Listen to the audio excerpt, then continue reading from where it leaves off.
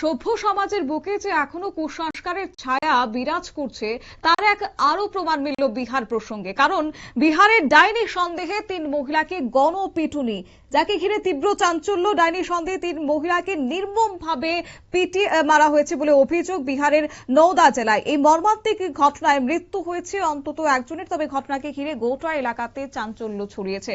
বিস্তারিত যাব, সঙ্গে যুক্ত হয়েছে প্রতিনিধি সৌম্য মুখোপাধ্যায়। সৌম্য, কি জানতে পারছো?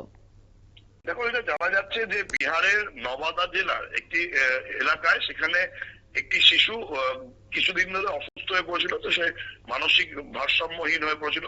এটার ফলে তার বাবা মায়ের সন্দেহ হয় এবং সেই সন্দেহের জেরে তাদের এক প্রতিবেশী কিরণ দেবী বলে এক গৃহবধূ, তাকে বেধড়ক মারধর করা হয়েছে এবং সেই বেধড়ক মারধরের সময় তাকে বাঁচাতে গিয়ে কিরণ দেবীর 2 ননদ তারাও গুরুতরভাবে জখম হয়। কিরণ দেবীকে গুরুতর জখম অবস্থায় যখন হাসপাতালে নিয়ে যাওয়া হচ্ছিল তখন সেখানেই তার মৃত্যু হয়। বর্তমানে তার মৃতদেহ ময়নাতদন্তের জন্য পাঠানো হয়েছে এবং 2 ননদ বর্তমানে হাসপাতালে চিকিৎসাধীন রয়েছে। এই ঘটনায় এখনো পর্যন্ত পুলিশ 3 জনকে গ্রেপ্তার করেছে। যেটা অভিযোগ উঠছে যে পাশের বাড়ি যারা এই ঘটনার জন্য মূল অভিযুক্ত, তাদের অভিযোগ যে কিরণ টুকটাক করে তাদের ছেলেকে অসুস্থ করে দিয়েছিল। সেই ঘটনার কথা রটিয়ে তারা দলবল নিয়ে এসে কিরণকে প্রচন্ড মারধর করে। ইট পাথর লোহার রড দিয়ে রীতিমতো রাস্তায় ফেলে পেটানো হয়। এই ঘটনা থেকে কেন্দ্র করে নওদা জেলায় রীতিমতো চাঞ্চল্য ছড়িয়েছে। পাশাপাশি যেটা অভিযোগ উঠছে যে যখন বিহারে উন্নয়নের জোয়ার চলছে বলে বলা হচ্ছে, গোটা দেশ যখন ডিজিটালাইজেশনের পথে হাঁটছে, তখন প্রদীপের নিচে অন্ধকারের মতো এইভাবে এখনো ডাইনি সন্দেহে গৃহবধূকে পিটিয়ে খুন করা হচ্ছে। সেই ঘটনায় পুলিশ এখনো পর্যন্ত সেইভাবে কাউকে গ্রেপ্তার করলো, এটা নিয়ে সচেতনতা বৃদ্ধি সেভাবে করা হচ্ছে না। এই নিয়ে প্রশ্ন উঠছে।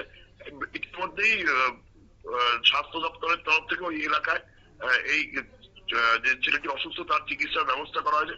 পাশাপাশি প্রশাসনের তরফ থেকেও সচেতনতা বৃদ্ধির চেষ্টা হচ্ছে। কিন্তু বারবারই এই ধরনের ঘটনা বিহারে ঘটছে।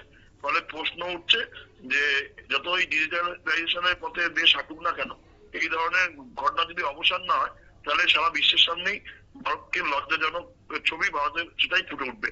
শতাব্দী, ধন্যবাদ।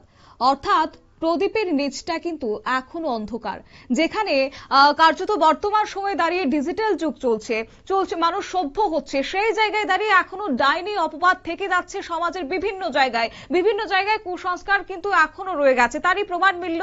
তবে যাই হোক, এখনো পর্যন্ত 3 জনকে গ্রেফতার করা হয়েছে এবং এই ধরনের ঘটনার জন্য পুনরাবৃত্তি না হয় সেদিকে নজর রাখা হচ্ছে। দোষীদের বিরুদ্ধে কঠোর ব্যবস্থা নিতে শুরু করেছে এই মুহূর্তে পুলিশ প্রশাসন। নিয়ে নিচ্ছে ছোট্ট একটি বিজ্ঞাপন বিরতি, সঙ্গে থাকুন।